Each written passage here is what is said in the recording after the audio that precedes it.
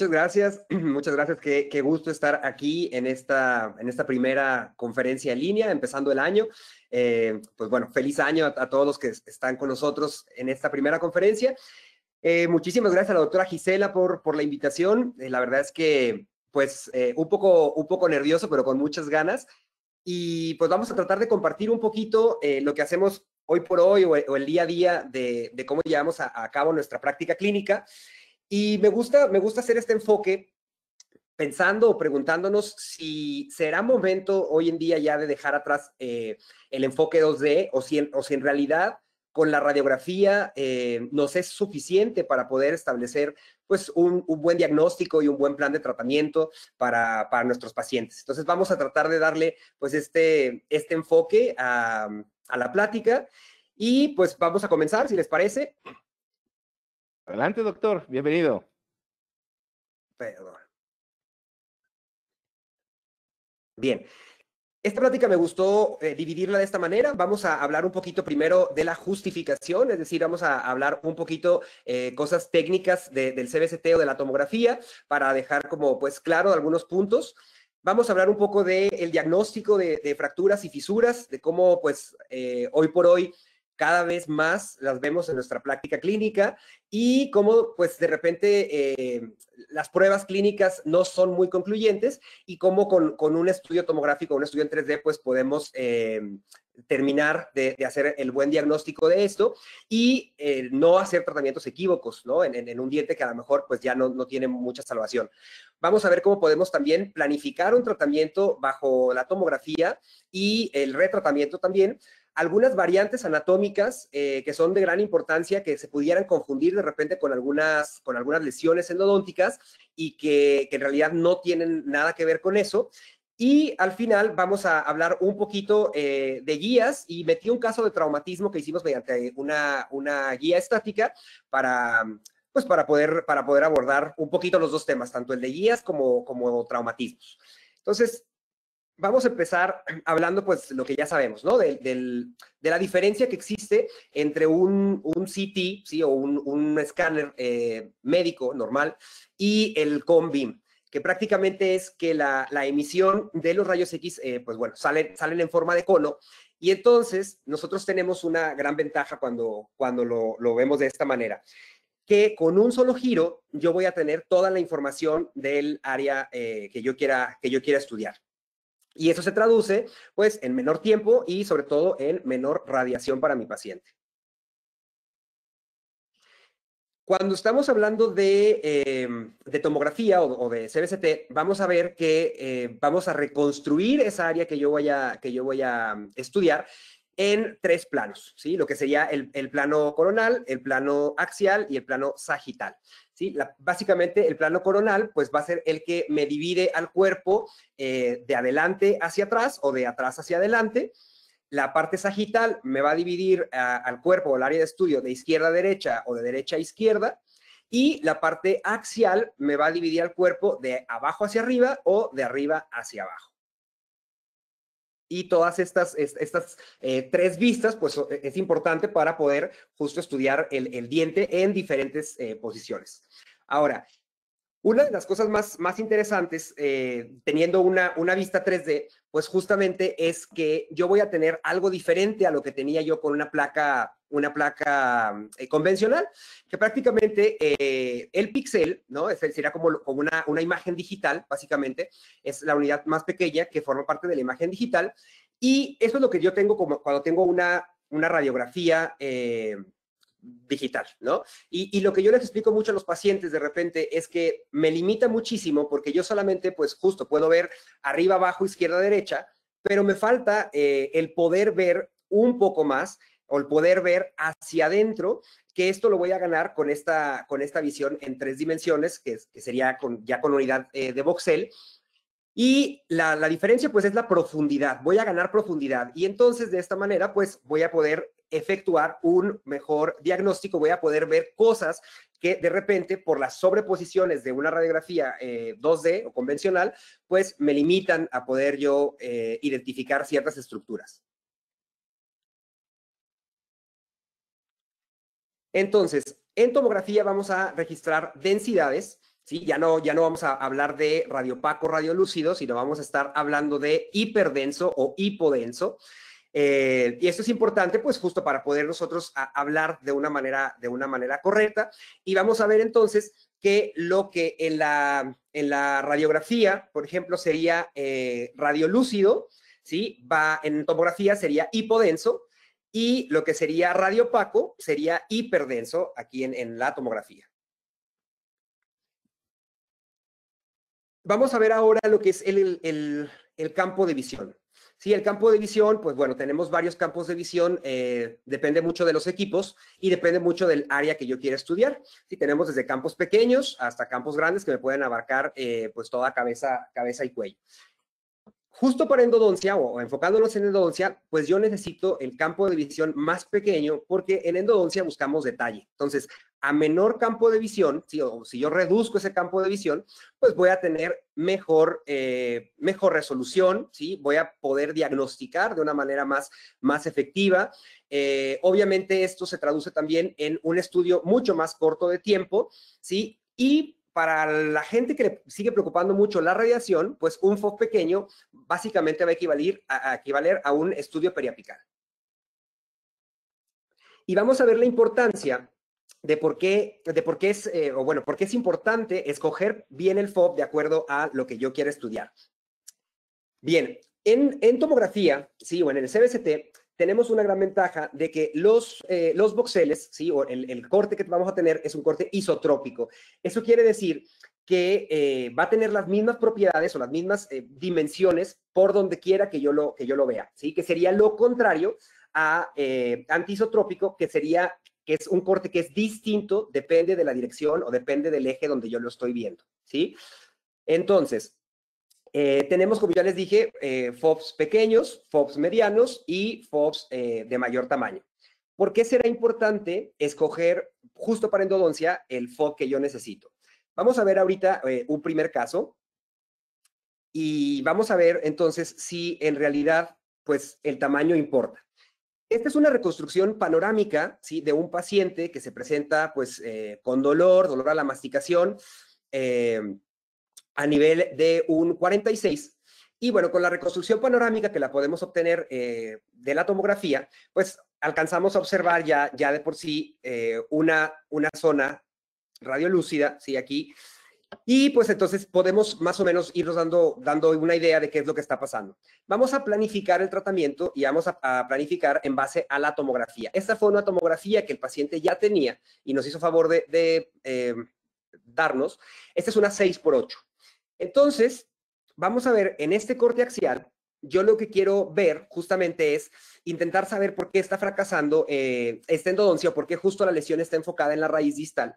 Y yo puedo ver en este corte axial cómo, pues bueno, se ven, la raíz mesial se ven los dos conductos sellados, ¿sí? La raíz distal se ve igual con este material hiperdenso en su centro, que está sellado también. Pero si nos fijamos nosotros en este corte coronal, pues lo mismo, de la raíz distal justamente, pues yo puedo ver pues el conducto prácticamente relleno en su totalidad, puedo ver que tiene un perno y puedo ver la zona hipodensa en el ápice de esta raíz.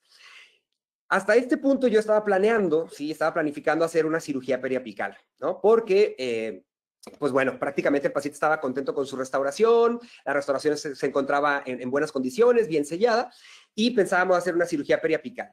Pero justo decidimos hacer un estudio diferente. Le pedimos al paciente que se hiciera otro estudio con un FOV más pequeño, ¿sí? Con un FOV justo de esa área, un FOV 5x5, y vamos a ver la diferencia. Este es el estudio que tenemos después. Vamos a aumentar la integración para tener la reconstrucción panorámica. Y justo aquí, en el corte axial, yo voy bajando, me voy enfocando a la raíz mesial un poco.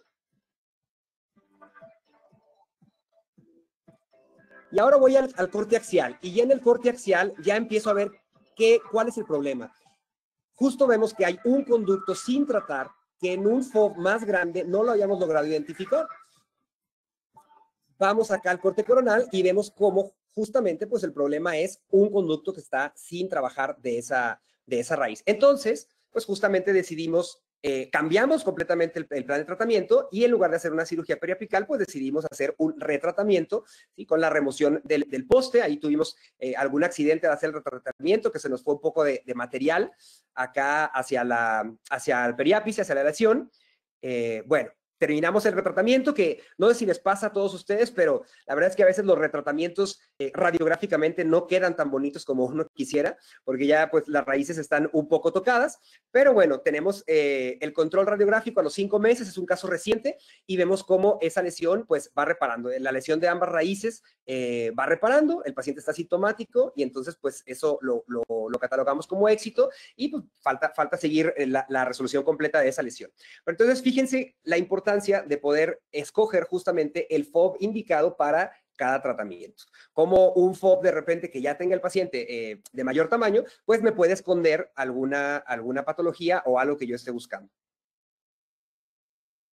Ahora, hay dos cosas que se confunden, que confundimos de repente mucho en cuanto a tomografía, y esta es el ruido y el artefacto. Sí, son dos cosas completamente diferentes. Entonces, el ruido es la variación en el nivel de píxeles. ¿Sí? Es como, yo siempre lo explico así, es como las teles viejitas de antes que tenían antena y de repente la imagen se veía granulada, ¿sí? Y no se veía muy nítida, y ahí teníamos una imagen, pero no era muy nítida. Bueno, eso es el ruido.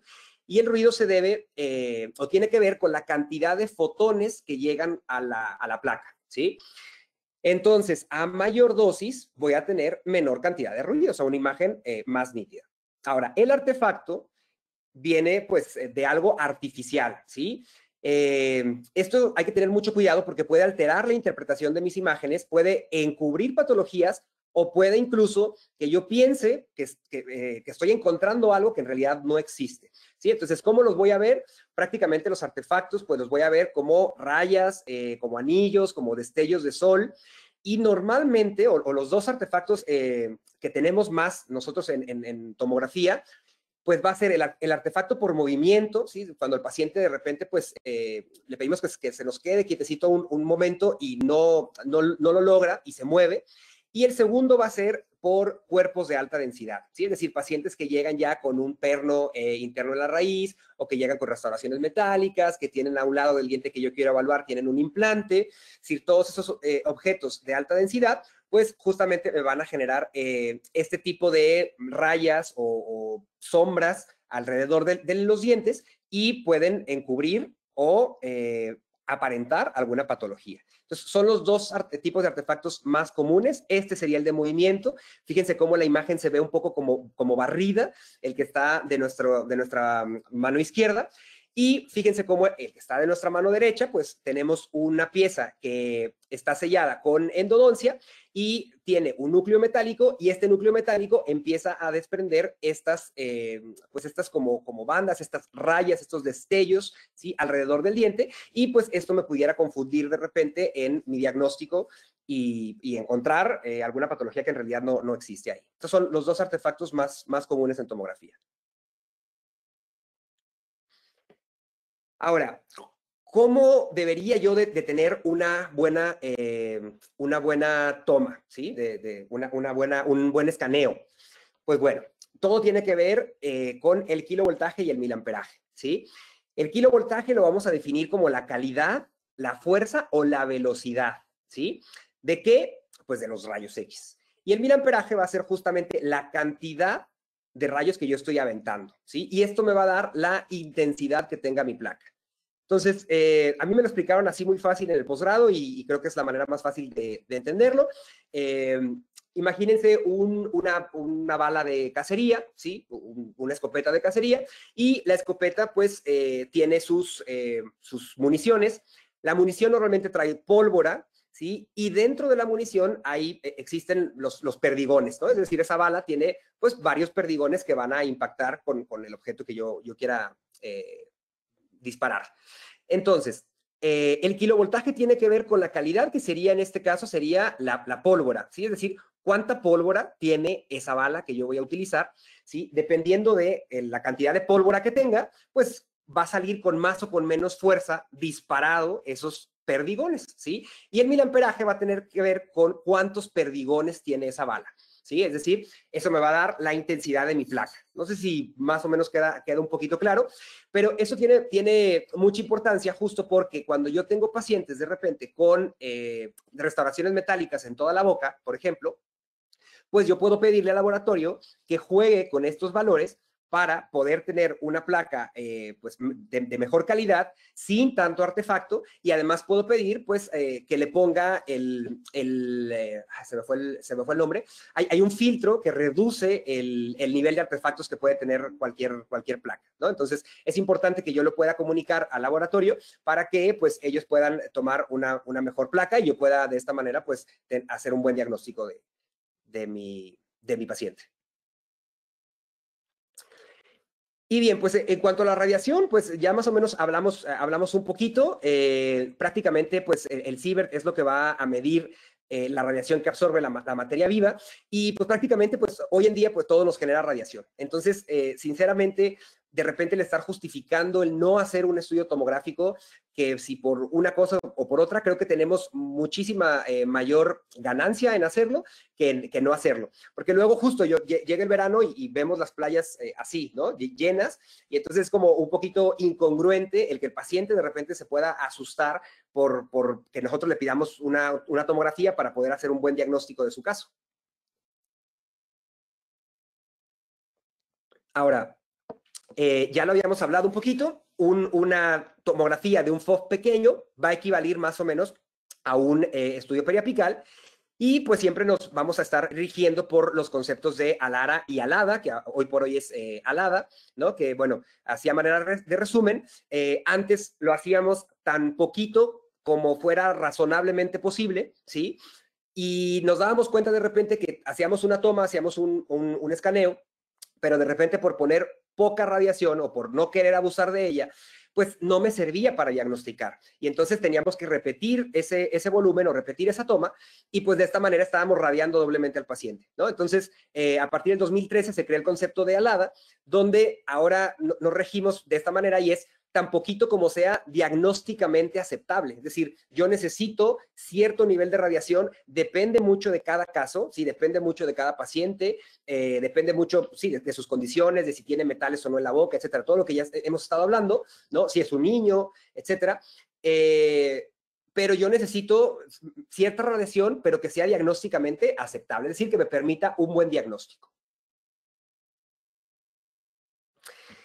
Y bueno, ya para entrar un poquito antes en el campo de la endodoncia y no aburrirlos tanto con conceptos, se me hizo interesante, puse 2 revisiones nada más, pero cada vez hay más, de cómo incluso en el área médica están empezando a utilizar ya esta tecnología, sí, el CBCT, el CONBIM, para poder diagnosticar de una manera mejor. Este artículo, por ejemplo, habla de traumatólogos, ¿sí? Que hicieron tanto en manos, estuvieron haciendo ciertas tomas, y lo que ellos encontraron es que un CBCT comparado con un CT médico les da mucho mejor resolución multiplanar y una mejor reconstrucción en 3 dimensiones. Lo que ya hablábamos hace un momento, el corte es isotrópico y entonces el corte es más fino. Si yo puedo tener hasta 75 micras ¿cómo lo digo? Puedo poner mi rebanada de cada corte hasta de 75 micras. Esto se traduce en una menor dosis, ¿sí? Menor artefacto metálico, y eso se me hizo súper interesante. En esta revisión de estos traumatólogos, ellos dijeron que iguala la detección de patologías, pero que en muchos casos la supera. Es decir, pudieron detectar incluso fisuras en ciertos huesos que en un CT médico normal de toda la vida se habían pasado por alto. Entonces creo que pues ya se están empezando a poner como los focos rojos en esa tecnología, incluso en el área médica, y pues ¿por qué seguimos nosotros todavía medio renuentes a querer utilizarla? Este estudio, o este artículo más bien, es tomado de una revista de otorrino, ¿sí? Y entonces habla o hace un resumen más o menos de cuántas aplicaciones pudiera tener el CBCT en otorrinolaringología. Y lo que nos dice, lo que concluye prácticamente es que el CBCT es mucho mejor que un escaneo, que un CT normal, tiene menor costo que una tomografía médica normal y también menor radiación, por lo tanto tiene una mejor imagen. Dice, es incomparable en la exploración dental, es decir, ellos encontraron que pueden explorar todavía mejor los dientes teniendo un CONBEAM que con un CT normal, es decir, tenemos obviamente mucho mejor resolución de los dientes y sus posibles relaciones con patologías en el seno maxilar. Hoy por hoy sabemos que existen, o cada vez los otorrinos también están muy en contacto con nosotros, porque hay patologías, que lo vamos a hablar más adelante, que son dentales totalmente y están causando alguna patología en el seno maxilar. Entonces, pues ya se dieron cuenta también de esto y dice, ellos concluyen, dice, eventualmente el CBCT va a ser el gold estándar para la exploración de senos paranasales. Entonces, imagínense otra vez lo que les digo, si ya en el área médica lo están empezando cada vez a utilizar más, pues ¿por qué nosotros no? Entonces, vamos a entrar ya ahora sí de lleno a lo que es endodoncia. Y vamos a ver el por qué pues es necesario empezar a pensar ya en 3 dimensiones, ¿no? Este estudio me parece bien interesante porque, bueno, prácticamente son imágenes de aquí del estudio donde pues se muestra esos tratamientos que radiográficamente pues se ven bien, ¿no? Sin embargo, pues se sigue permaneciendo ahí una lesión periapical y cuando nosotros vemos un tratamiento radiográficamente aceptable, pues de repente el pensar que yo lo voy a hacer mejor o el pensar que yo lo puedo mejorar, híjole, es complicado. Yo siempre digo que cuando ves una radiografía con un tratamiento bien realizado, pues ahí es cuando uno se empieza a asustar porque dices, híjole, ¿por dónde pudo haber estado la falla de este tratamiento? ¿Por qué está fracasando? ¿No? Y pues justamente lo que vemos cuando tomemos una vista 3 dimensiones, sobre todo en esta vista sagital, pues podemos ver justo lo que está pasando, ¿no? Una raíz extra que nos está causando justamente esa lesión y que por más retratamientos que yo le hiciera a este conducto que ya estaba tratado, pues este caso obviamente no iba a cicatrizar. Y vemos cómo el 62% de las personas o de los clínicos cambian su postura una vez que tienen una vista en tres imágenes. Este es el mismo estudio y prácticamente pues se juntó un grupo de especialistas, se juntaron endodoncistas, cirujanos, prostodoncistas y perios y les dieron varios casos con radiografías y se los pusieron a que los clasificaran en cuestión de dificultad, ¿no? Y fíjense cómo cuando no tenían la tomografía, pues prácticamente todos estaban entre moderado y mínima la dificultad, ¿sí? Tanto los endodoncistas como los cirujanos, los prostodoncistas y los perios. Y una vez que tuvieron ellos la visión 3D, fíjense cómo la dificultad de cada caso empieza a subir, porque entonces nos empezamos a dar cuenta de cosas que no estábamos viendo. Entonces, por eso, de aquí la importancia de poder nosotros ahora ya ver todo pues ahora sí que por todos lados, ¿no? Este otro estudio que prácticamente pues es más hablar un poquito de lo mismo, pero fíjense cómo este estudio antes de una tomografía se habían detectado solamente 17 pacientes con periodontitis apical. Después de la tomografía, 27 de esos pacientes tenían periodontitis apical, es decir, 10 pacientes más que no se había detectado una periodontitis apical, pues nos damos cuenta que sí la tenían. Entonces, justamente, pues una vez que nosotros podemos ver mejor, pues el diagnóstico cambia completamente y podemos hacer tratamientos más oportunos, ¿sí? Sin esperar a que yo pueda ver esa periodontitis apical en una radiografía, porque recordemos que para yo poder ver radiográficamente una lesión, ¿sí? O una periodontitis apical, se habla de que aproximadamente del 35 al 40 de la tabla ósea se ha tenido que haber destruido. Entonces, pues obviamente yo preferiría tratar a un paciente antes de que haya perdido el 35 o el 40% de esa tabla ósea, ¿no? Y eso lo puedo detectar con una tomografía oportuna. Y entonces, siempre me gusta preguntar aquí mucho si ya sabemos, porque esta no es literatura nueva, entonces, si ya sabemos todas las ventajas que tiene la tomografía, siempre me gusta preguntar, ¿por qué no enviamos tomografía? Es decir, ¿por qué seguimos detenidos en mandar tomografía? ¿Por qué nos atamos los brazos? ¿Por qué no mandamos tomografía? ¿No? Entonces, la mayoría cuando yo doy conferencia en vivo, ¿sí? En persona, la mayoría de los participantes siempre dicen el costo, ¿no? Que para mí, pues, el costo, entre que es relativo, porque en realidad, pues, híjole, el beneficio que vamos a tener es muchísimo o es mucho mayor. y en realidad el costo pues cada vez ha bajado bastante. Entonces creo que el costo no tendría que ser ya ahorita un tema. Ahora, otra de las cosas que me dicen siempre es el paciente no quiere. Y el paciente no quiere por dos cosas normalmente. Una, por el costo y otra, por la radiación, lo que hablábamos hace rato, ¿no? Entonces, lo mismo, pues entonces yo para mí también siempre lo pongo muy fácil. O sea, si el paciente no quiere que tú le puedas hacer un buen diagnóstico, pues entonces no es tu paciente. O sea, tú le tienes que explicar todas las ventajas o todas las repercusiones que pudiera tener hacer un tratamiento en un lugar donde tú no sabes a ciencia cierta qué es lo que está pasando y que de repente pues el tratamiento no funcione o fracase y que sea por algo que tú no estás viendo, ¿no? Entonces, cuando tú se lo planteas de esa manera, en realidad el paciente acepta sin problema. Y la última, que me dicen mucho es, pues es que en realidad no sé pedirla, o sea, no sé cómo interpretarla, pues me la mandan, pero pues la abro y en realidad no sé sacarle todo el potencial diagnóstico, ¿no? Entonces, y para esta última parte yo siempre les digo, pues bueno, hay muchísimos cursos de actualización, cualquier cosa que necesiten, pues digo, yo estoy encantadísimo de poder apoyar. Entonces, en realidad, creo que hoy en día no debería de ser ninguna de estas tres un tema para discutir. O sea, la tomografía, pues se tiene que hacer cuando se tiene que hacer y ya está. Ahora, ¿qué nos dice la Asociación Americana de Endodoncia respecto a esto?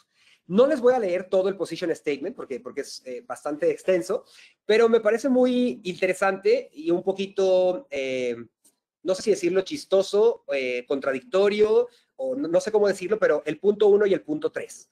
Entonces, el punto 1 dice que hoy por hoy la radiografía intraoral debe ser considerada como la imagen de elección para la evaluación endodóntica.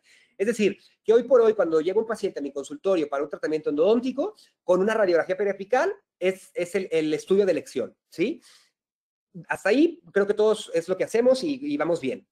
El punto número 3 dice, en la sospecha de múltiples canales radiculares, morfología compleja, como anteriores e inferiores, premolares y molares, está indicada la tomografía. Y entonces yo digo, híjole, pues en todos, o sea, prácticamente en todos los dientes está indicada la tomografía. Entonces, híjole, no sé, es complicado, pero yo espero y yo supongo que no en mucho tiempo vamos a llegar a ese punto, ¿no? Otra cosa importante también que nos dicen es que para retratamiento, que vamos a ver algunos casos, sí o sí hay que pedir una tomografía de FOB limitado, como el caso que vimos anteriormente. Entonces, para no poner todos los 14 puntos, prácticamente yo se los resumí así, y así es como vamos a empezar a ver casos clínicos. Yo, Carlos, normalmente mando tomografía cuando mi radiografía es insuficiente, es decir, cuando yo tomo una radiografía y me quedan dudas de esa radiografía y no sé en realidad si lo que estoy viendo es lo que es o si yo me estoy imaginando cosas que a lo mejor no son. Cuando el examen clínico está dudoso, es decir, cuando yo hago pruebas de sensibilidad, hago mi percusión, el sondeo y todo está dentro de parámetros normales, pero el paciente me dice, me duele. Y no sé si a ustedes les pasó, pero yo me voy a confesar y a mí me pasaba o a mí de repente así me enseñaron y así yo vi y era como de repente, híjole, no sabíamos nada y entonces le decías al paciente, pues, híjole, regrese cuando esté más inflamado, o sea, regrese en 2 días o en 3, a ver si entonces ya, pues ya puedo tener una idea más clara de dónde justamente está la inflamación, que el ligamento esté ya bien inflamado y entonces ya saber exactamente qué diente le duele, ¿no? Hoy por hoy, pues eso ya en realidad no sería para nada válido, ¿sí? Entonces, cuando mi examen clínico me causa dudas, me genera dudas y en realidad estoy entre una pieza u otra, pues no es un juego al azar. Entonces, mandamos a hacer una tomografía y eso nos va a dar prácticamente el veredicto final. Otro punto sería cuando yo voy a evaluar áreas anatómicas, es decir, cuando voy a hacer cirugía, por ejemplo, cuando voy a hacer cirugía periapical, pues siempre hay que enviar tomografía. Y para planificar cualquier caso, es decir, algún caso que ustedes esté complejo, algún caso, por ejemplo, de un conducto obliterado, algún caso de alguna reabsorción radicular, justo para ver qué tan grande es esa reabsorción, algún caso de traumatismo, pues todos ese tipo de casos especiales o condiciones especiales hay que planificarlos bien y entonces justo en este punto está indicada la tomografía. Ahora, cuando mi radiografía es insuficiente, entonces, este es el primer caso. a mí me llega esta paciente con dolor moderado, no es nada grave, pero dice, ¿sabes qué? No puedo morder de este lado, siento dolor en esta área, ¿sí? En los 4 dientes, normalmente, o bueno, más que nada, cargado más hacia mesial, es decir, entre premolares y el primer molar, pues las pruebas de percusión prácticamente está entre el segundo premolar y el primer molar. El sondeo está normal. Yo radiográficamente, pues sí veo algo aquí en el premolar, sí, parece una reabsorción. Y pues bueno, mi examen, mi radiografía es insuficiente, es decir, algo tengo por ahí. Yo les voy a platicar en este caso particularmente. Yo dije, bueno, si esto es una reabsorción, ¿cómo la voy a sellar? O sea, yo puedo hacer un retratamiento, pero entonces en realidad me va a quedar bien sellada la parte apical, o sea, voy a lograr un buen sellado en esa parte. La restauración, la prótesis estaba bien, la paciente no quería cambiarla, entonces dije, bueno, no la vamos a mover. Entonces, en este caso, justamente dije, bueno, si es una reabsorción, pues yo creo que lo más fácil sería entrar por vía cirugía. Y justo como hablábamos hace un momento, pues cuando vamos a entrar vía cirugía, es necesaria la tomografía. Entonces, mandamos a hacer una tomografía y lo que observamos, pues justamente es esto, ¿no? O sea, justamente sí tengo un problema en la 5, pero también tengo una zona hipodensa en la raíz mesial de la 6. Y entonces, por lo tanto, pues bueno, este caso lo programamos de manera quirúrgica para trabajar quirúrgicamente estas dos piezas, la raíz mesial del 6 y el 5. Este otro caso, llega esta paciente y me dicen, bueno, siempre digo, no se fijen en el implante, bueno, pues así llegó, pero llega esta paciente y me dicen, doctor, me mandan a que me hagan esta endodoncia de me dijeron que es un 37 y pues me mandan a que me hagan esta endodoncia. Entonces, yo analizo la radiografía y yo digo, híjole, este diente no tiene forma de 7. O sea, de hecho, yo quisiera como que creo ver una raíz extra por acá. Sinceramente, no estoy muy seguro. Se ve cámara pulpar sin mayor problema y yo pudiera hacer 2 cosas. Yo pudiera entrar directamente a la cámara pulpar y pues ahí directamente clínicamente averiguar, ¿no? Qué es lo que está pasando y tratar de seguir justamente pues estas leyes de simetría y tratar de ver la ley de la ubicación del conducto y ver dónde están los demás conductos o cuántos conductos hay. O puedo directamente decirle al paciente, mira, mi radiografía es insuficiente, ¿por qué? Porque no es una anatomía normal para este diente. Entonces, ¿por qué no vas, te haces un escaneo y te veo al final del día o te veo antes de la comida, ¿no? Si depende si fue paciente de la mañana o de la tarde. Y entonces lo programo al final del día, ya con el escaneo yo en mi email. Y de esta manera, cuando el paciente llega, yo ya sé exactamente a dónde voy, ¿no? Y en este corte axial justamente podemos ver que es un 7 con 4 raíces independientes. Y entonces, pues, híjole, yo ya prácticamente puedo incluso medir la longitud de esas raíces y yo ya sé a lo que voy. Y de esta manera, pues, obtengo un tratamiento mucho más efectivo, más eficaz, pues sin por ahí miedo de poder dejar alguna anatomía sin trabajar, ¿no? Entonces, es un tratamiento, pues, para mí es mucho más eficiente. El segundo punto que hablábamos es cuando el examen clínico es inconcluso o dudoso, cuando yo tengo dudas de ese examen clínico y no sé qué está pasando, ¿no? Y este es el caso de esta paciente. Llega esta paciente y me dice, doctor, me duele al masticar en esta área más o menos, está entre el premolar y la molar. Y bueno, la percusión está aumentada en los dos, ¿sí? Tanto en el molar, en el 6, como en el 5. Y pues prácticamente analizando la radiografía, pues puedo ver en el premolar, digo, no alcanza a salir muy bien, pero puedo ver aquí una restauración, igual no está tan profunda, pareciera que está un poco filtrada. Puedo ver la cámara pulpar de este 6 ya retraída. Puedo ver incluso aquí algunos cambios con mayor densidad, ¿no? Aquí en esta parte de la raíz. Pruebas de sensibilidad, me responde positivo los dos. Entonces, híjole, la verdad es que no me logro decantar por ninguno, casi me decanto un poquito más por el 6, pero tengo mis dudas. Entonces, lo mismo, mandamos a hacer un escaneo. Y justo acá vamos a empezar a hacer la reconstrucción panorámica, trazando un arco y obteniendo esta imagen panorámica acá. Ahí vamos a subir la integración para poder tener justo la reconstrucción panorámica. Y justo ya aparece el problema, ¿no? O sea, la raíz mesial empieza a tener una zona hipodensa y me van a decir, pues no que estaba vital, me respondía vital.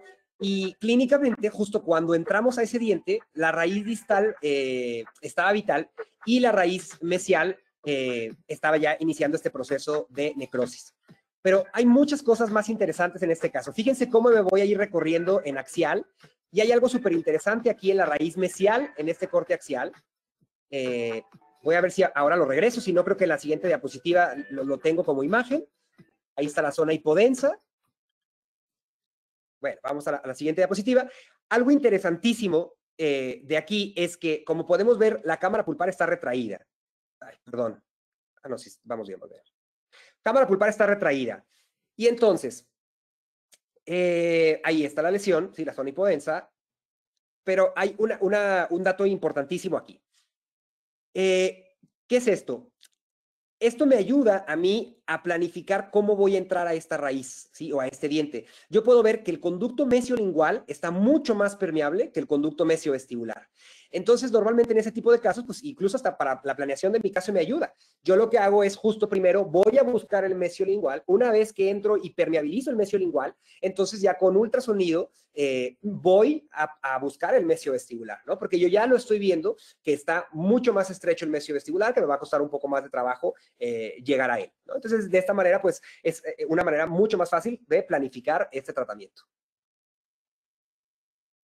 Ahora, que tiene todo que ver con el caso que acabamos de ver, fíjense este caso, como, perdón, este artículo, ¿no? Como el doctor Abella nos dice que incluso en dientes con pulpitis irreversible sintomática, podemos detectar lesiones periapicales en el 20% de los casos. ¿Sí? Es decir, como el caso anterior, o sea, el paciente me respondía, es decir, respondía todavía vital esa pieza, sin embargo, estaba desarrollando ya una lesión periapical en la raíz mesial. Y este otro estudio del doctor Pope nos habla justamente de lo que hablábamos hace un momento. Cuando existe en la tomografía un ensanchado del ligamento periodontal mayor a 2 milímetros, se puede considerar que este diente está en vías de necrosis, es decir, que esto va a ser una lesión periapical. Entonces, yo les pregunto ahora, ¿cuándo preferirían ustedes atender al paciente? ¿Cuando tiene esta pérdida ósea o cuando ya perdió el 35% de tabla ósea y que yo lo puedo ver en una radiografía? Pues, obviamente, yo creo que prefiero detectarla a tiempo para que haya menor pérdida ósea y que pues este tratamiento o esta lesión repare mucho más rápido. La tercera parte es, bueno, cuando voy a hacer cirugía o cuando voy a planificar un tratamiento. Y este caso me gusta bastante. Este es el caso de un ortodoncista de la clínica. Ya los ortodoncistas también empiezan a mandar tomografías justo para sus evaluaciones y para sus análisis. Y estando viendo esta tomografía me pareció muy curioso. Dije, bueno, gracias a Dios no le tengo que hacer una endodoncia a este diente, pero vamos a ver este diente, ¿no? Les voy a spoilear un poco de una vez. Este diente es un radix y sabemos que los radix pues es una anatomía compleja, es una raíz extra que está por lingual y que quiere salir hacia vestibular, es decir, hace como un codo para buscar la salida hacia vestibular. Entonces, vamos a alinearnos bien en la raíz distal, vamos a alinear todos los planos. Vamos aquí en sagital, estamos alineándonos.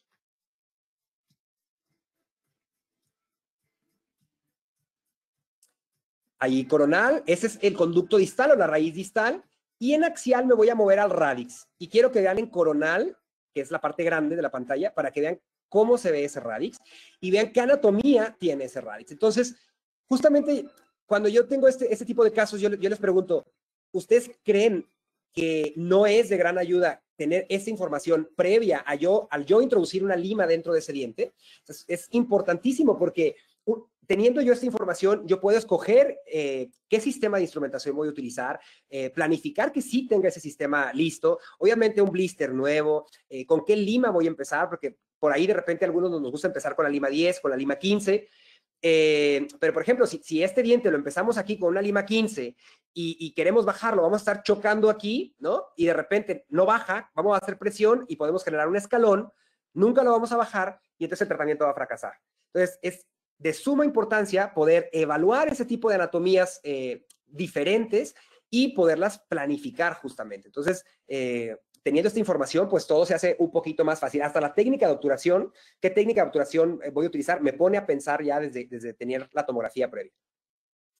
Y bueno, vamos a empezar un poquito con lo de fracturas y fisuras radiculares. Prácticamente las fracturas y las fisuras están asociadas a dientes tratados endodónticamente. Normalmente se asocian también a bolsas periodontales únicas. Los más afectados son los premolares maxilares y los molares mandibulares, y ahorita lo vamos a ver por qué, y eso es por su tipo de anatomía o la anatomía que tienen las raíces, que se ha demostrado que las raíces que tienen istmos, ¿sí?, son las raíces que mayormente se fracturan, y este artículo, o aquí el doctor Patel dice que incrementan con la edad. Y esto se debe a que, o bueno, este estudio lo explica, a que pacientes a mayor edad, pues han tenido mayores tratamientos odontológicos en boca, y mientras mayores tratamientos odontológicos hayan tenido, pues mayor pérdida de estructura dental existe en ese diente, y por lo tanto, pues son dientes que están más propensos a poderse fracturar.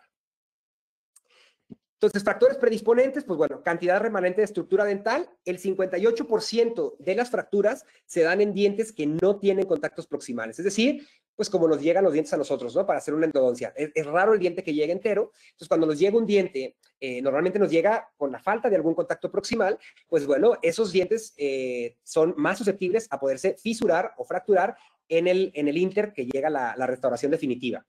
Otra es la presencia de cracks previos. La anatomía y la morfología, como ya les dije, el 56% de las fracturas están relacionadas a raíces que presentan istmos, y pues esto tiene que ver con premolares, ¿sí?, y con la raíz mesial del primer molar superior o las raíces mesiales de los molares inferiores. Localización, los dientes posteriores son más propensos a las fracturas que los dientes anteriores. Hábitos parafuncionales, pues todo eso depende mucho del paciente, ¿sí? Ahora, a partir de la línea, tiene que ver ya con nosotros, es decir, remoción excesiva de dentina. Cuando yo, pues, no sé, hago mucho ensanchado en el tercio cervical en mi preparación biomecánica, en la endodoncia, pues le estoy haciendo que ese diente sea más susceptible a fractura. Exposición prolongada a medicamentos intraconducto, pues también se ha demostrado que el hidróxido de calcio por mucho tiempo debilita la estructura dentinaria. Y una mala restauración postendodóntica. Las fracturas están relacionadas la mayoría de las veces a pernos, ¿sí?, a pernos interradiculares, y sobre todo pues también pernos mal colocados. Entonces, clínicamente, pues voy a tener yo signos más o menos de una periodontitis apical. Voy a poder de repente visualizar directamente la fisura, que eso me va a facilitar su diagnóstico. Voy a tener una bolsa periodontal en un solo punto. Presencia de tracto sinusal muy cervical, es decir, muy arriba, o de múltiples tractos sinusales. Es decir, cuando yo tengo un tracto sinusal en espejo, ¿sí?, tengo un tracto por vestibular y tengo un tracto por lingual o por palatino, ese diente seguramente está fisurado. Y movilidad. Ahora, radiográficamente puedo tener no signos claros, pero esto es importantísimo: pérdida de hueso crestal. Ojo, signos radiográficos, todavía no pasamos a los signos tomográficos, pero vamos a ver un caso más adelante donde les puedo ejemplificar esto. Cuando yo tengo esa pérdida de hueso en la cresta, muy seguramente ahí hay una bolsa periodontal, y esa bolsa posiblemente se debe a una fisura, posiblemente. Puedo tener ensanchamiento del ligamento periodontal, lesión en forma de J o una lesión lateral, ¿sí? Ojo con las lesiones laterales. Y entonces, pues vamos a ver, cuando a los referidores les decimos es que la tomografía para diagnosticar fisuras, ellos empiezan a mandar tomografías para todo y creen que la mayoría de las veces, o creen que se va a ver así, ¿no? Y estaría súper bueno que siempre pudiéramos tener este tipo de imágenes.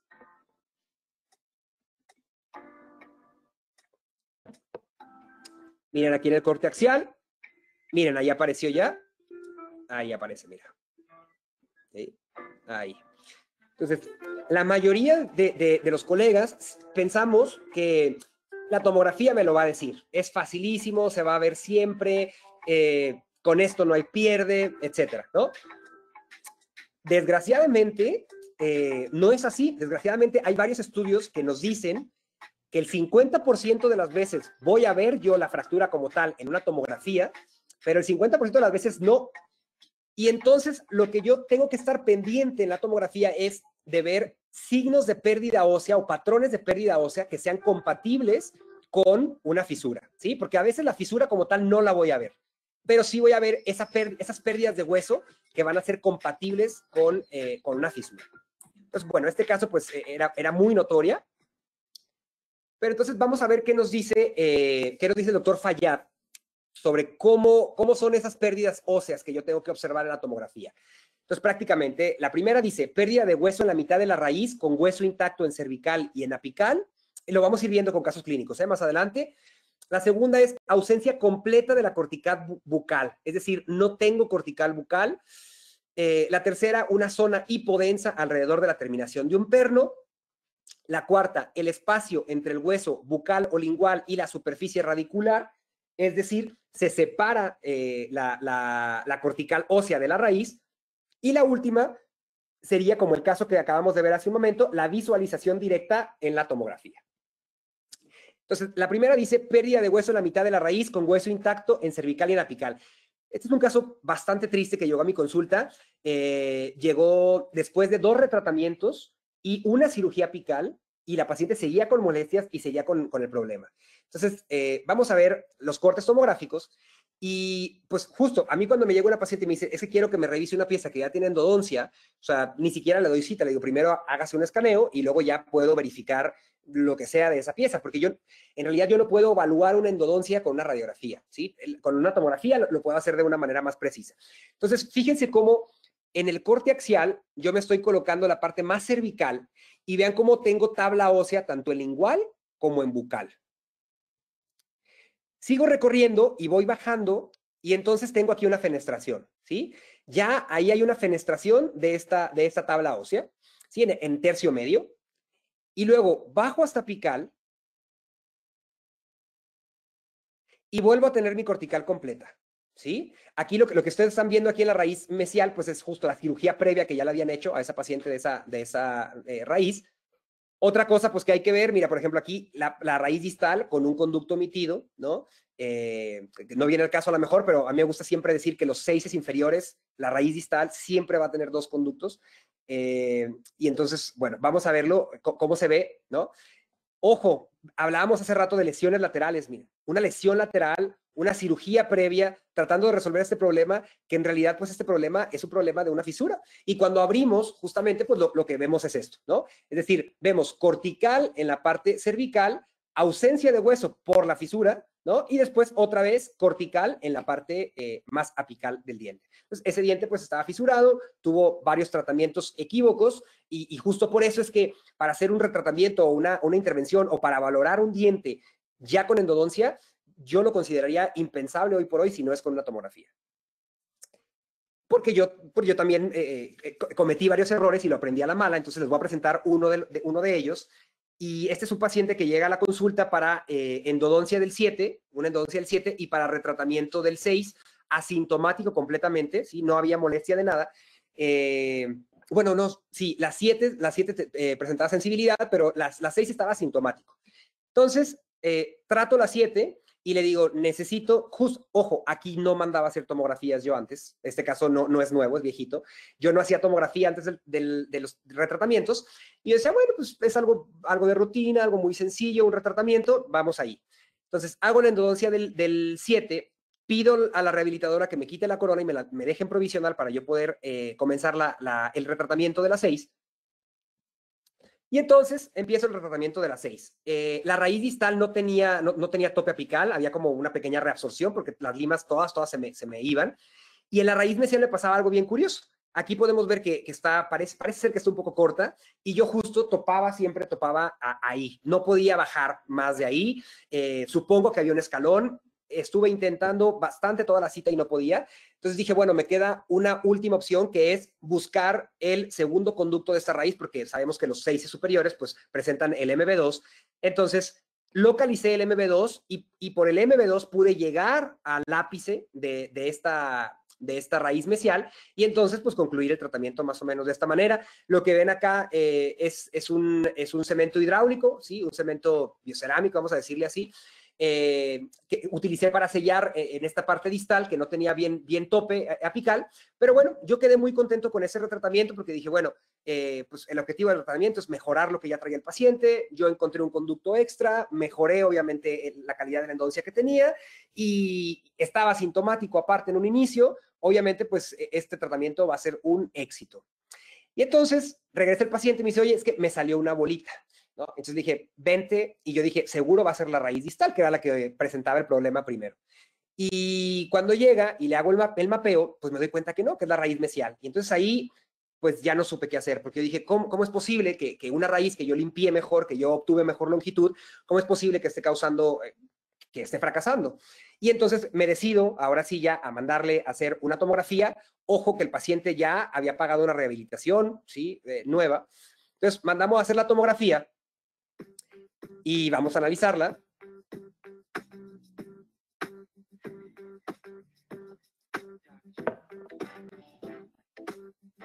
Y fíjense, ya desde ahí empezamos la raíz mesial. Miren, una lesión longitudinal, sale en forma de J. Pueden ver ahí, el segundo punto decía ausencia de hueso bucal, ¿sí? Entonces, este caso, por ejemplo, pues pueden ver que no hay nada de hueso bucal en la reconstrucción 3D. Y vamos a alinear los planos todos en la raíz mesial, porque es la que nos interesa estudiar. Fíjense la importancia de alinear siempre los planos para tener yo la imagen pues exacta de lo que yo quiero ver.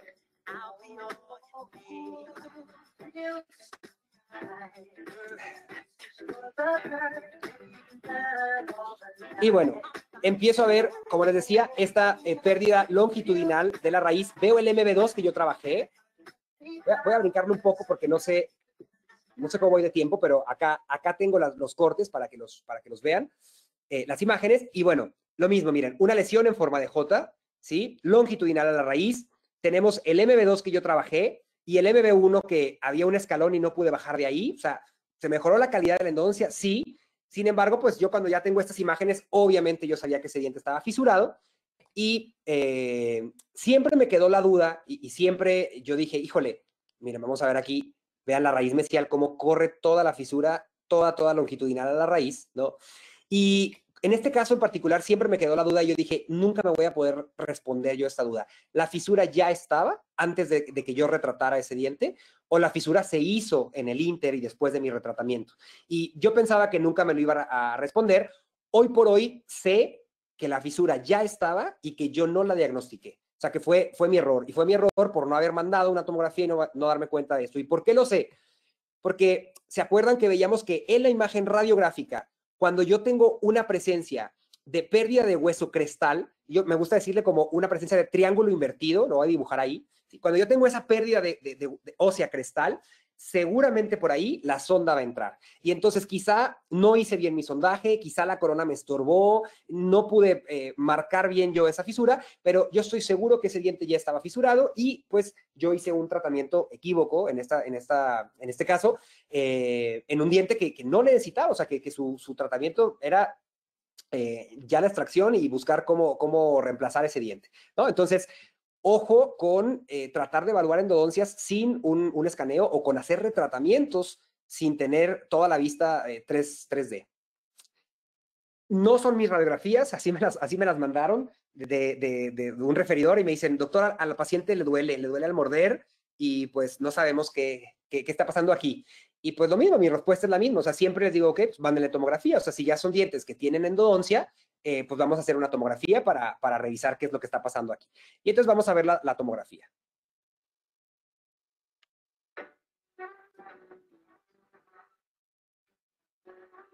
Sí, vamos a tratar de la reconstrucción panorámica, vamos a tratar de abarcar todo el volumen y poder identificar cualquier cosa que pudiera estar pasando, ¿no? Entonces, bueno, vemos una zona hipodensa, ¿sí? Alrededor del lateral, pero vemos algo muy chistoso que yo no esperaba encontrar, y es que justo hablábamos de lesiones laterales, y se acuerdan que también el punto número 3 decía zona hipodensa en la terminación de un poste.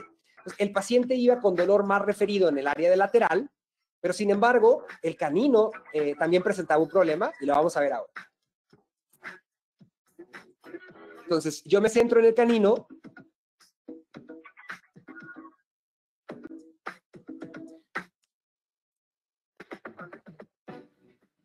Vamos a la vista sagital y voy a hacer un estudio de giro. Voy a tratar de ir girando en el corte axial para ver esta zona hipodensa 360 grados, ¿sí? Alrededor del diente. Y aquí yo como que veo algo y si quiero estar seguro de lo que se puede ver aquí, pues voy a centrar todos los planos en esa línea que yo estoy viendo, a ver si fuera un artefacto o a ver si en realidad es algo que está justo ahí en ese diente. Voy a centrar todo en el área de interés. Y fíjense cómo cuando yo centro todo en el corte coronal, vean la imagen que yo tengo. Voy a hacer zoom, vean ahí. ¿Sí? Esto no es un artefacto, esto no es un destello, esto es una fisura, que justamente coincide con esa zona hipodensa lateral a la terminación de mi perno. Y la última cosa que yo me tengo que fijar, pues es justo que la cortical del hueso se desprenda de mi raíz. Y en este caso, pues vamos a unir todo, ¿no? Ese es un paciente que yo ya desde que llegó, pues yo ya sé que está fisurado, pero yo le digo al paciente, mira, ¿cómo te quieres rehabilitar? Entonces me dice, no, pues es que yo quisiera ponerme, si ya no se puede hacer nada, quisiera ponerme un implante. Le digo, bueno, para el implante te van a pedir la tomografía. Entonces, háztela de una vez y así yo nutro mis pláticas y ya tengo estas imágenes. Entonces, miren, vamos a ver, tenemos un tracto sinusal muy cervical, ¿sí? Tenemos una línea que se ve aquí en palatino. Tenemos un diente tratado endodónticamente, ojo con esto, sin protección cuspidea. Sondaje periodontal en un solo punto, es decir, solamente en palatino, en ese punto, ahí se va la sonda completa. Esa es la radiografía. Y pues ya sabemos que todos los dientes tratados endodónticamente sin protección cuspidea, pues a largo plazo tenemos un mal pronóstico, ¿no? Entonces, pues ya juntamos la clínica con la imagenología y lo que vamos a ver prácticamente es esto. Esta es la radiografía 2D y lo que tenemos en 3D es esto. Fíjense cómo la raíz palatina, ¿sí? Está desprendida la cortical, ¿sí? De la raíz. Y justo aquí donde se vuelve a pegar, hasta ahí llega la fisura. ¿Sí? Entonces, pues este es un diente que obviamente no es que yo esté viendo la fisura como tal, pero estoy viendo patrones de pérdida ósea que son compatibles con fisura y pues eso me permite hacer el diagnóstico de la misma. Bueno, más casos de fisura. Este diente que al ver doble poste, ¿no? En un diente tan pequeñito, pues sabemos que esto ya no está bien. Otra vez, ojo con estas pérdidas de óseas crestales, ojo con estas pérdidas de hueso en la radiografía 2D en la cresta. Y pues al análisis tomográfico, pues obviamente tenemos, vean la cantidad de pérdida ósea que tenemos ahí, un poste desviado, etcétera, ¿no? Voy a ir un poquito más rápido en esta área. Y bueno, hablando de fisuras, este es un casito bien interesante que lo hicimos ahí con los chicos del posgrado en IMED. Una alumna que lo tuvo y este caso pues lo pudiéramos ver este corte axial y de repente yo en el corte axial decir, híjole, ahí clarísima se ve la fisura, porque es un diente que ni siquiera tiene un material hiperdenso al centro que me provoque algún artefactado, ¿no? Y podemos pensar que eso es una fisura. Sin embargo, esto se lo escuché y se lo aprendí al doctor Rubén Rosas, que cuando nosotros tenemos en el corte axial una línea, en el corte coronal un punto y en el corte sagital otra línea, eso se debe a un conducto lateral. Y podemos ver aquí que las crestas están conservadas, es decir, esto no va a ser una fisura, ¿sí? Es línea, punto, línea, lo que tenemos justamente es un conducto lateral, ¿no? Y bueno, es un seguimiento aquí pequeñito a 6 meses y vemos cómo va reparando hasta ahorita, pues satisfactoriamente. Bien, hablando un poquito de algunos conductos o cuando sospecho de anatomía extra, pues de repente el coco siempre es el MB2, a veces, ¿no? Y el MB2, tanto clínicamente, y ahorita se los voy a enseñar con alguna foto, como tomográficamente, normalmente siempre va a estar enfrente del distal. Y aquí lo podemos ver en estas imágenes, y lo vamos a tener siempre enfrente del distal. Y bueno, este es un caso que llegó a la consulta, voy un poquito más rápido, porque si no creo que me voy a quedar corto de tiempo. Pero esto lo voy a brincar lo voy a brincar por la música, porque creo que ahí se me olvidó quitar esta música, entonces no vaya a ser que haya algún problema con la charla. Híjole. Un segundo, voy a regresar rapidísimo nada más el video, quizá si le quitamos el volumen lo podemos decir. Bueno, es un caso que radiográficamente yo las endodoncias las vi bastante bien. Entonces se me hizo raro que estuviera fracasando la paciente con molestia. Y pues obviamente dije, cuando tenemos una lesión periapical en una raíz mesial de un 6, lo primero que pensamos es un MB2 omitido, ¿no? Fíjense cómo el clínico previo, incluso en el 7, había tratado el MB2, es decir, las endodoncias estaban bastante bien realizadas. Sin embargo, pues bueno, a todos se nos puede ir algo y en este caso se fue este MB2 y lo que hacemos pues es tratar de medir de la entrada del MB1 a cuánta distancia voy a encontrar yo el esbozo de ese MB2 para justamente clínicamente yo con ultrasonido pues poder, aquí se ve un poquito, aquí miren, aquí esta zona hipodensa, esto es el esbozo del MB2, entonces yo mido los 3 milímetros aproximadamente y eso lo traslado a la clínica y clínicamente pues cuando estoy haciendo el retratamiento es muy sencillo, ¿eh? Una vez que tengo el MB1, el MB2 aparece y fíjense cómo el MB2, lo que les digo, está enfrente del distal, ¿sí? Enfrente del distal, normalmente siempre lo vamos a encontrar ahí. Y pues bueno, este caso ya quedó terminado así de esa manera y la paciente asintomática, contenta. Y ahora sí le vamos a poner volumen. ¿Por qué será importante esto? Pues justo lo que hablábamos hace un momento. Esta es una paciente que llegó a consulta manifestando muchísimo dolor unilateral, ojo, dolor unilateral, y es que siento muchísima presión, ya fui con el otorrino, ya hice esto, pero no, o sea, me han dado medicamento y no se me quita, no lo considero, ella decía, no lo siento como un dolor de dientes, porque ya me han dolido los dientes, y no es así, pero siento mucha presión de este lado de mi cara, ¿no? Y entonces mandamos a hacer una tomografía. Ya tenía la paciente una endodoncia realizada en el 4, la endodoncia se ve bastante bien realizada, pero fíjense cómo el seno está prácticamente ocupado completamente, ¿no? Y podemos empezar a ver ciertos cambios. Lo que me gustaría revisar bien justo es la integridad de la lámina ósea, ¿sí? Que me separa las raíces del seno, ¿no? Para ver qué es lo que está pasando. Entonces voy a analizar diente por diente y entonces empezamos con el diente que ya tiene la endodoncia y vemos como el diente que tiene la endodoncia pues no hay mayor problema. La lámina está conservada, ¿sí? No está comunicando, entonces me voy al siguiente diente, al premolar, que no tiene endodoncia. Vamos a ver si este pudiera estar generando algo. Y aquí está, ¿sí? Vean cómo existe una fenestración, hay una solución de continuidad aquí, ¿sí?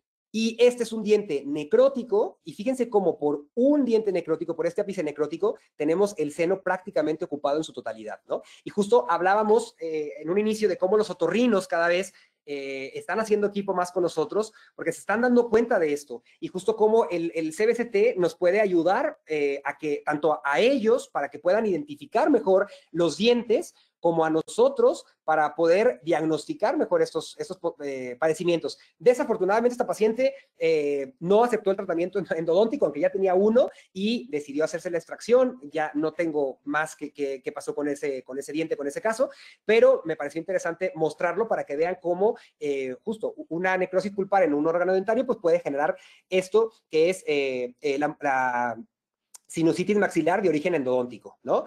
Y lo que va a ocasionar es lo que ya les decía, congestión nasal o presión, ¿sí? El paciente va a referir presión, rara vez dolor endodóntico. ¿Por qué? Porque justo tiene todo el seno maxilar para drenar esa lesión, entonces por eso yo puedo hacer percusión y el paciente no me va a manifestar ninguna molestia. Normalmente este tipo de dolores son unilaterales, ¿sí? Y dice no detectables en las radiografías, sin embargo, en una tomografía o en un CBCT lo voy a detectar. Entonces, importantísimo, pues, ir de la mano con un otorrino y poder trabajar en conjunto.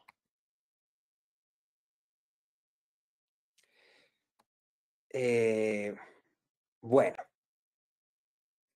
no sé cómo vamos de tiempo. ¿Voy bien? Por ahí que me... Sí, doctor, sin ningún problema. Adelante. Perfecto. Bien, entonces tenemos es otro caso. La paciente que viene para realizar un tratamiento en el 6 inferior, ¿sí? Y estando en consulta me dice asintomática completamente de la parte superior, pero me dice, oiga, doctor, fíjese que hace mucho tiempo me hicieron una endodoncia en la parte de arriba y yo quiero que usted me revise a ver cómo está la endodoncia de arriba. No me duele, no tengo nada, pero pues quiero que me revise.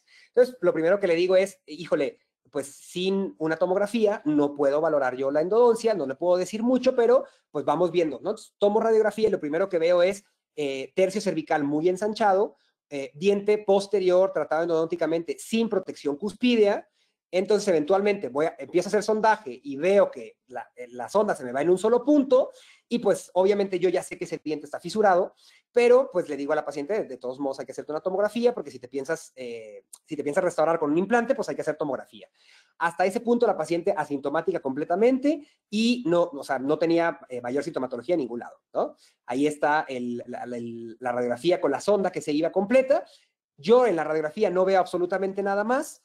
Y bueno, como le íbamos a hacer una endodoncia en la parte inferior y queríamos valorar o queríamos, aquí va a haber un implante, pues mandamos pedir una tomografía 8x8 para tener las dos arcadas y poder valorar pues los dos lados en conjunto. Ahora me van a decir, pues no que pidiéramos 5x5 y tal. Bueno, depende de lo que yo quiera ver.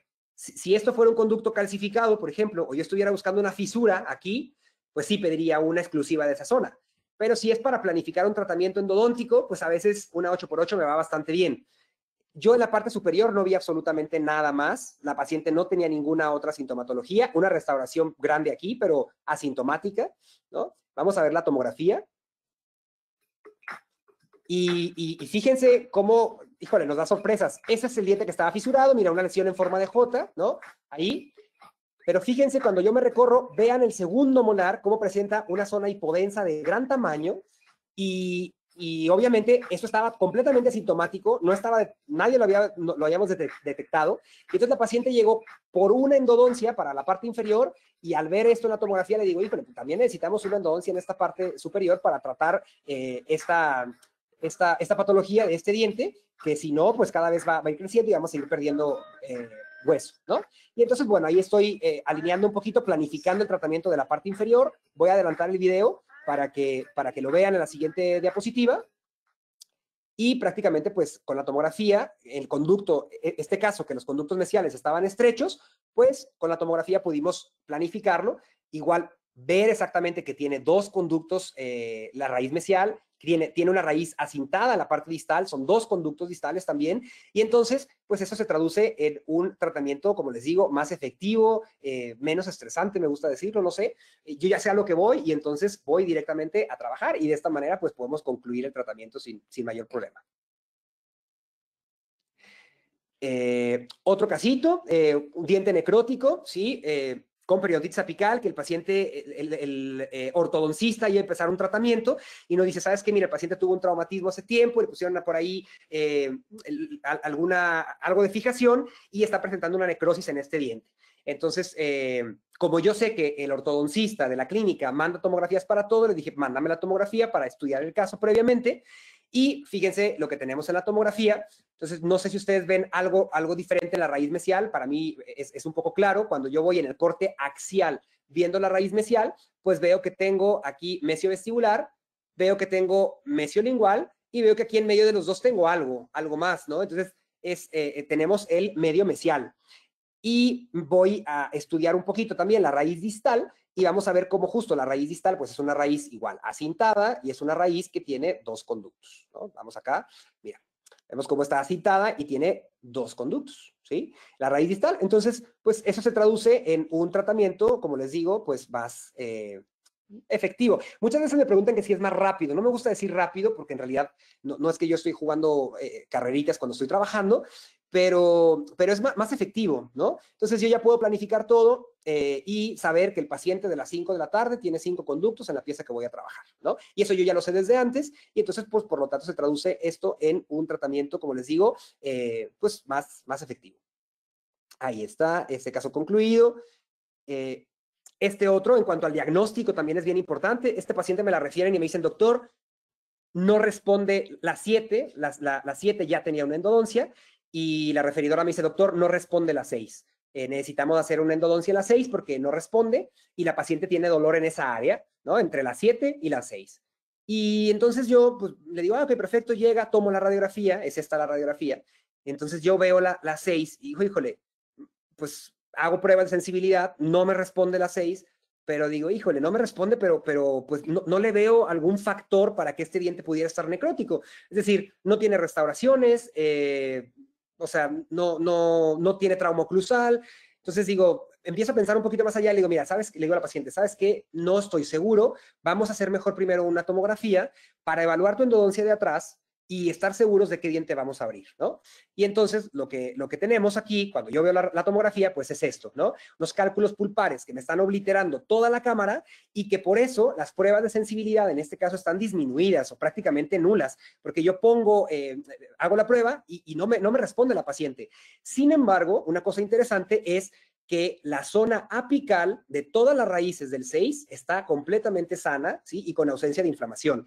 Entonces, ese diente no es el que le está ocasionando la molestia. Cuando yo me recorro al 7, que ya es el que tenía endodoncia, pues puedo ver esta zona hipodensa aquí en la raíz palatina y por lo tanto, pues decir o saber a ciencia cierta que lo que le está ocasionando la molestia aquí es justamente el 7 y retratando el 7, pues vamos a tener éxito en ese tratamiento, ¿no? Y así concluimos el retratamiento del 7. Casos con conductos obliterados, por ejemplo, este caso que me lo envían y me dicen, doctor, pues hay que hacerle la endodoncia. Sabemos que la cámara pulpar empieza en la unión cemento-esmalte, entonces yo voy fresando directamente hasta ahí y ahí me detengo y empiezo con ultrasonidos. Yo había encontrado solamente un conducto, pero estaba muy cargado hacia un lado. Entonces dije, híjole, ¿sabes qué? No, hay que hacer una tomografía porque está muy cargado para vestibular, debe de haber otro. Y lo que podemos observar justamente en la vista axial, ahorita lo vamos a ver. En la vista axial vemos que es un 2-1 y vemos que a los 3 milímetros de donde yo estaba está el otro conducto. Entonces, este tip también se lo aprendí al doctor Rubén Rosas. Yo doblo una lima a los 3 milímetros y justo ahí empiezo a desgastar con ultrasonido, encuentro el conducto faltante y entonces, pues, de esta manera puedo concluir el caso de una manera satisfactoria sin desgastar dentina de más, que a lo mejor en este caso, por la complejidad del caso desde un inicio, me hubiera podido ahorrar este desgaste excesivo aquí arriba si desde un inicio hubiera tenido la tomografía, pero bueno, pues a veces así están los casos y este caso ya quedó concluido de esta manera. ¿Y para qué más nos sirve la tomografía? Pues para poder antelar alguna situación. Esto lo habla mucho el doctor Rubén también, es de accidentes por hipoclorito, ¿no? Y sabemos pues que, bueno, hay muchas causas que pueden ocasionar este accidente, pero muchas de ellas en realidad no es en realidad que sea un accidente, sino es algo que muchas veces no tiene que ver con nosotros como clínicos, ¿sí? Y una de estas es esto, que se explica muy fácil de esta manera, ¿no? Dice, ocurre cuando la solución, es decir, el hipoclorito, tiene acceso directo al tejido blando. El compilance, en inglés que lo explicamos así con un globo, yo se lo aprendí así. Y lo digo de esta manera. Imagínense ustedes que tienen un globo, ¿sí? Como tal, y este globo yo lo pongo en una llave y le abro a la llave de agua y entonces se empieza a llenar el globo de agua. Llega un momento que el globo pues se va a distender y llega un punto que va a tronar, ¿sí? Entonces, el globo truena y por lo tanto, pues el agua se va a regar, ¿no? Ahí es cuando pasaría un accidente de hipoclorito, por ejemplo, en el cuerpo, que lo vamos a ver ahorita. Ahora, ¿qué pasaría si ese globo yo lo meto dentro de una botella, una botella de refresco de vidrio, ¿no? Y lo mismo, le abro al agua, entonces el globo va a empezar a tomar la forma de la botella, se va a expandir, va a tomar la forma de la botella, pero cuando ya no quepa, va a aventar la solución por arriba, es decir, el globo no va a tronar, ¿no? Y esto tiene que ver a que los accidentes por hipoclorito, que ya lo demostró el doctor Rubén Rosas y su grupo, la mayoría de las veces ocurren muy frecuentemente cuando tenemos alguna raíz fenestrada, es decir, cuando no tengo cortical ósea, ¿sí? Este es un estudio que hicieron con medio de contraste, y estos son los hipocloritos, medio de contraste, y se hicieron tomografías post-inyección de medio de contraste, donde se vio justamente, pues, el medio de contraste por fuera, que esto si fuera hipoclorito, pues estaría por fuera, y obviamente ocasionaría, pues, este edema a los pacientes, ¿no? En cambio, en el grupo control, cuando sí teníamos corticales, fíjense en este caso, por ejemplo, tenemos perfectamente corticales, vean cómo en la parte por fuera del ápice tenemos la solución de contraste, ese puntito hiperdenso que se ve ahí, ese puntito blanco que se ve por fuera del ápice, es solución de contraste, es decir, si hubiera sido hipoclorito, si hubiera salido el hipoclorito, sin embargo, los pacientes están perfectamente sin edema y sin sintomatología. ¿Por qué? Porque está esa resistencia de las tablas óseas. ¿Dónde es más frecuente este tipo de accidentes de hipoclorito? En la zona maxilar, en pacientes mujeres, ¿sí? Por la densidad de hueso que tienen y sobre todo en pacientes que tienen o que presentan lesiones periapicales por esto. Si tenemos la pérdida de la continuidad de esa tabla ósea, muy seguramente vamos a tener una lesión periapical, un accidente de hipoclorito. Y entonces, si me llega a mí un caso como este, para valorar, aquí vamos a valorar la endodoncia del 6,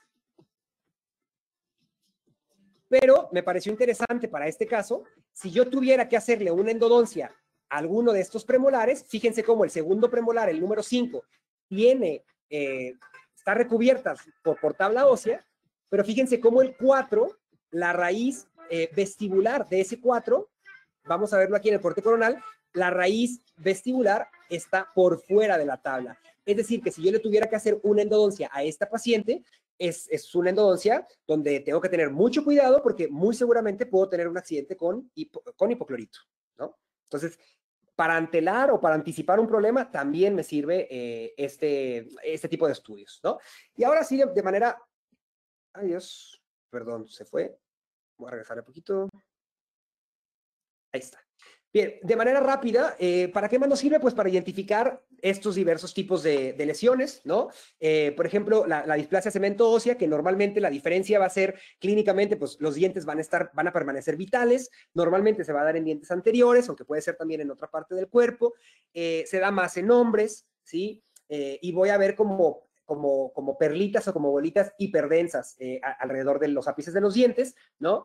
Ahora, una osteitis condensante, que es el aumento del trabeculado, producto de una respuesta inflamatoria por alguna lesión periapical, ¿sí? Que está ocurriendo en ese diente, ¿sí? Ahora, una osteosclerosis idiopática, normalmente no la voy a relacionar con ningún proceso, es decir, no va a haber inflamación, no va a haber nada que le está provocando.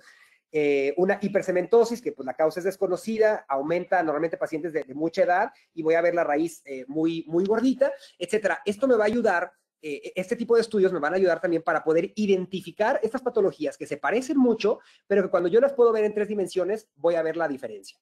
Y para esto, pues, o para muestra un botón, vamos a ver aquí este primer caso, donde me hablan y me dicen, doctor, pues el paciente está sintomático, le acaban de hacer las endodoncias y ya se quiere restaurar. Obviamente, pues no lo van a dejar restaurarse así y entonces me dicen, hay que retratar. La paciente no quería ser retratada porque dices que a mí no me duele y no hay nada que hay en la radiografía, yo no veo nada, ¿por qué me vas a retratar? Le dije, mira, vamos haciendo la tomografía y si no hay nada, no te tocamos. Y si hay algo, pues ya yo estaba seguro que íbamos a encontrar aquí algo. Entonces vamos a planificar el retratamiento con la tomografía.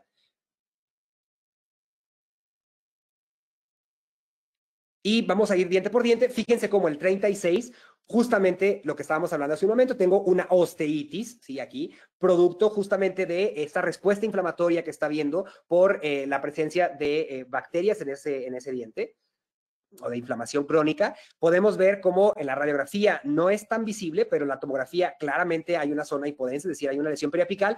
Y algo que me gusta mucho señalar de aquí es también podemos observar la permeabilidad de mi conducto, porque sabemos que para retratar un caso, el porcentaje del éxito del retratamiento, aprox según Sjögren, entre el 86%, y eso va a depender mucho si yo puedo llegar a la parte apical o hacer patencia apical. Entonces, aquí estoy viendo que sí voy a poder lograr hacer esa patencia apical. Vamos a ver las 7, igual, zonas hipodensas, lesiones apicales. Esto me gusta también, mira, una salida permeable y salida lateral. Y entonces, una vez teniendo yo esta información, lo que busco es calcar esa anatomía y tratar de imitarla y concluir los tratamientos de esta manera, ¿no? Igual el 7 con su salida lateral, como ya lo habíamos visto, ¿sí? 2 conductos distales, los 6 y pues mejorar la longitud. De esta manera, pues saber que el tratamiento pues va a ir a buen terreno. El retratamiento selectivo, pues lo describió William Ludera en el 2015 y justo pues aquí podemos ver, es un paciente que tiene una endodoncia con 10 años y estaba sintomática hasta hace esos 10 años. Y entonces tomamos una radiografía, vemos en la parte distal una lesión periapical y pues entonces hacemos la tomografía para verificar que la lesión mesial no haya presencia de lesión. Vemos la raíz mesial como está perfectamente adosada, ¿sí? Al hueso, es decir, no vemos ningún cambio, y entonces nos enfocamos solamente en que la raíz distal es la que está generando el problema, y en el corte axial podemos ver por qué el problema. Otra vez, los 6 inferiores normalmente siempre van a tener 2 conductos distales.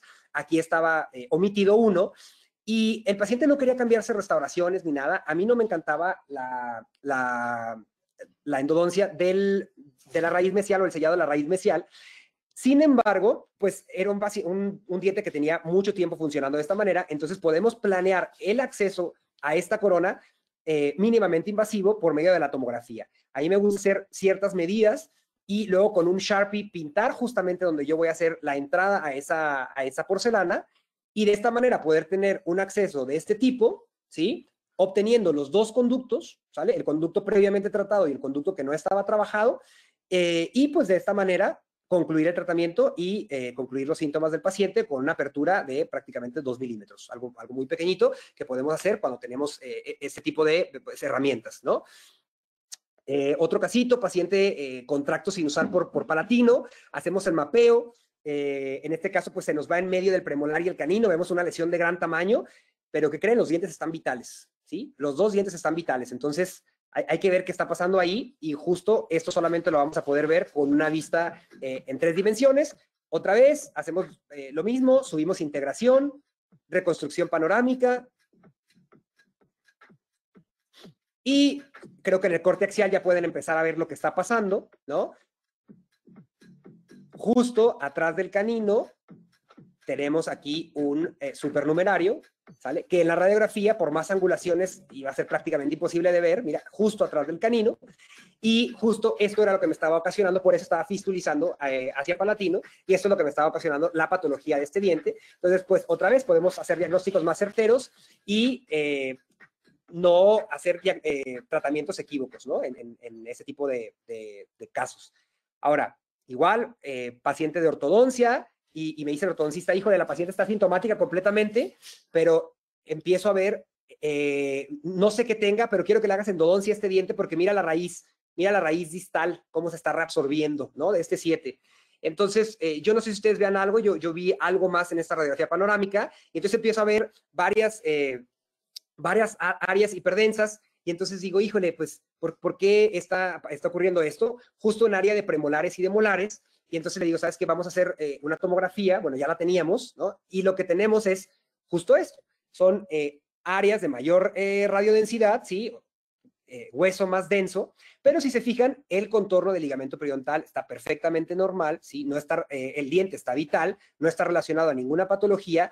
Esto es algo que se da normalmente en el área de molares y premolares, que no se relaciona otra vez, que no se relaciona con patología, y que siempre están delimitados por corteza, tanto lingual como corteza bucal, ¿sí? Siempre tienen que estar delimitados por corteza, y esto se le conoce como osteoesclerosis idiopática.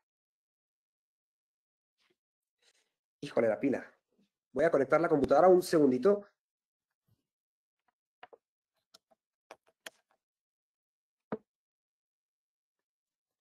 Bien, entonces, áreas radiopacas hiperdensas que no guardan ninguna relación con procesos inflamatorios o infecciosos, pues lo voy a determinar como una osteoesclerosis idiopática. Un segundo, voy a conectar la computadora.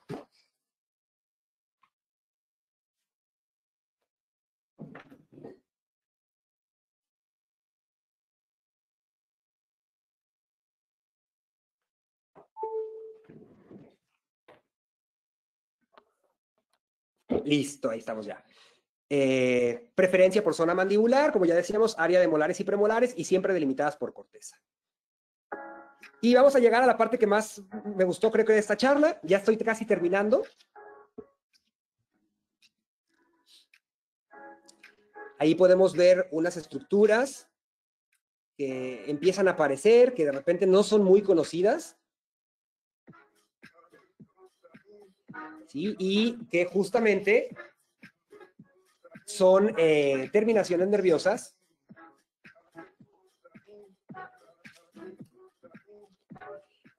y pues bueno, no sé si alguien de los que están conectados habían escuchado esto o lo habían visto antes. Esto prácticamente se le conoce como canal sinuoso, ¿sí? O canalis sinuosus, ¿sí? Y es una rama del canal alveolar anterosuperior, y este es un canal neurovascular, ¿sale? Entonces es de suma importancia para cualquier procedimiento que yo vaya a hacer en la zona anterior, es decir, desde una cirugía periapical o para los perios, por ejemplo, o los cirujanos, pues colocar algún implante, ¿no? Ahora, ¿qué pasa? Normalmente este está situado en la cara media del canino, ¿sí? En la cara media del canino, y puede estar situado, puede alargarse, ¿sale? Hasta la parte apical del central o del lateral, ¿sí? ¿Y eso qué tiene que ver? ¿O por qué es de gran importancia? Pues porque, para empezar, antes se decía que esto era como una variación anatómica o era algo raro, pero hoy hay varios estudios que dicen que no, que está presente en el 100% de los pacientes. Hay algunos estudios que hablan de que el 100%, hay estudios que hablan de menos, y siempre bilateral, ¿sí? Entonces, no es una variación anatómica. Hoy se considera que es una anatomía que debemos de conocer y que siempre va a estar ahí presente. Y entonces, normalmente yo lo voy a ver más fácilmente en el corte coronal. Pero ¿por qué como endodoncista será importante si yo no hago cirugía, por ejemplo? Porque hay casos reportados en la literatura. Bueno, acá, por ejemplo, en el corte coronal, no sé si ustedes ahí ya, teniendo más o menos lo que habíamos platicado, ya lo vieron, pero está justamente ahí ubicado, y en el corte axial lo podemos ver aquí, mira, aquí en esta parte de aquí.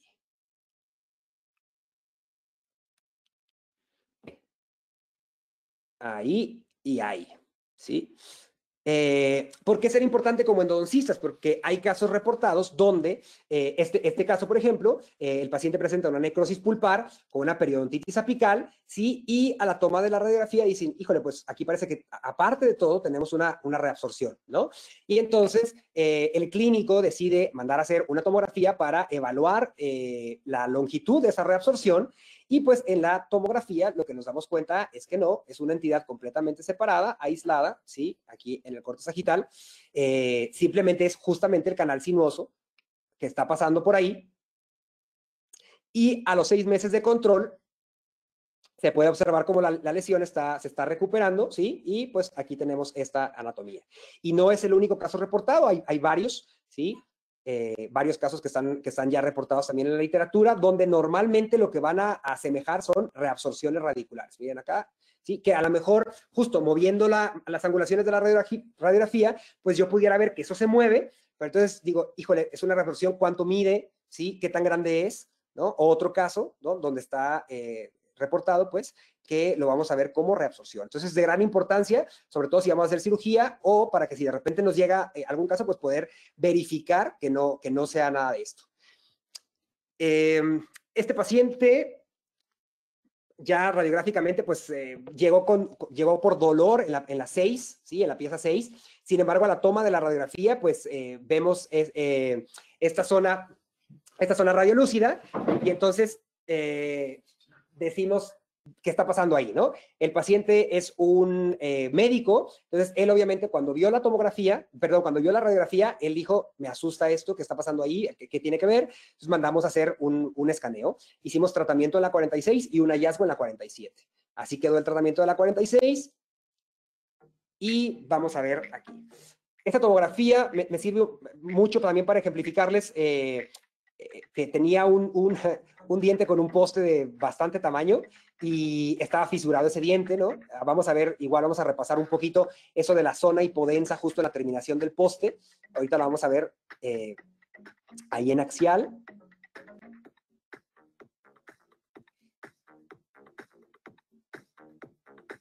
Ahí. Y lo vamos a ver en el corte coronal, ahorita haciéndolo a gran escala. Vamos a hacer un estudio de giro y vamos a ir rotando. Y fíjense cómo donde termina el poste, empieza a aparecer esta zona hipodensa aquí, ¿sí? Ahí está. Entonces, pues bueno, ¿no? Vámonos al diente en cuestión, que es el 7 inferior. Pues el 7 inferior, les voy spoileando un poquito.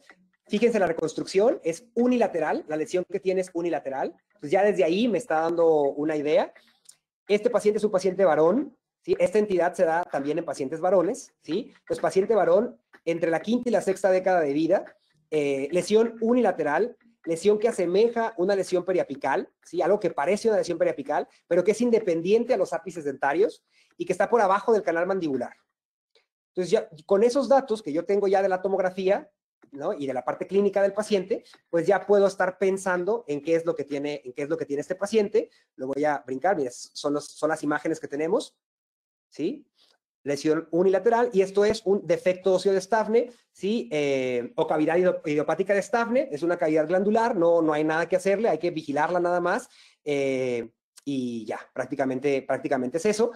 Pero justo podemos evitar un tratamiento equívoco, porque muchos de repente, si nos vamos con la finta y empezamos rápido, vemos esto, decimos, híjole, tiene lesión, y por ahí si se nos van las pruebas de sensibilidad y no hacemos todo el examen clínico completo, pues podemos hacer un tratamiento equívoco en un caso que no requiere nada más. Reportado también ya en la literatura, este es un caso, este es un journal viejito, es 2001, pero justo donde este paciente llevaba 2 retratamientos y veían que esto no recuperaba, ¿no? Y entonces hicieron el estudio tomográfico, este es el control a los 6 meses y vieron que se mantiene igual, y entonces ya describieron, pues bueno, que era una cavidad idiopática de Staff. Último casito ya para terminar, no sé si todavía podemos. Sí, claro, adelante. Vale, perfecto. Hablando un poquito de endodoncia guiada, pues vemos que últimamente ha salido o tenemos cada vez más evidencia del beneficio que tenemos de este tipo de tecnología, pues, para poder hacer casos complejos.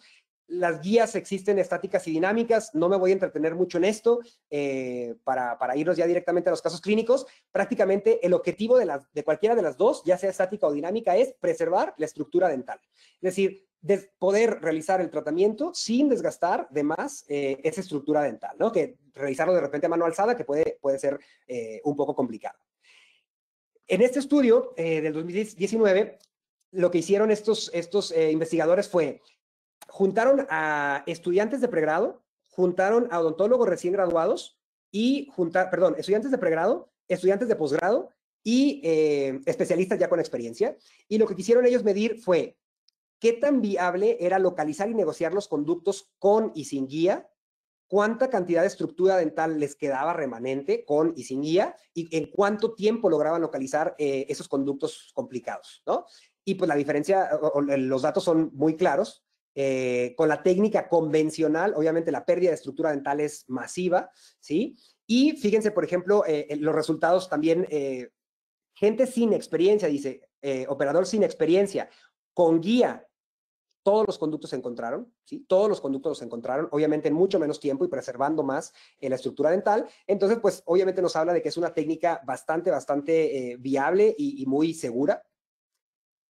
Y bueno, pues para muestra otro casito. Este es un caso que de repente nosotros podemos ver ahí luz de conducto radicular.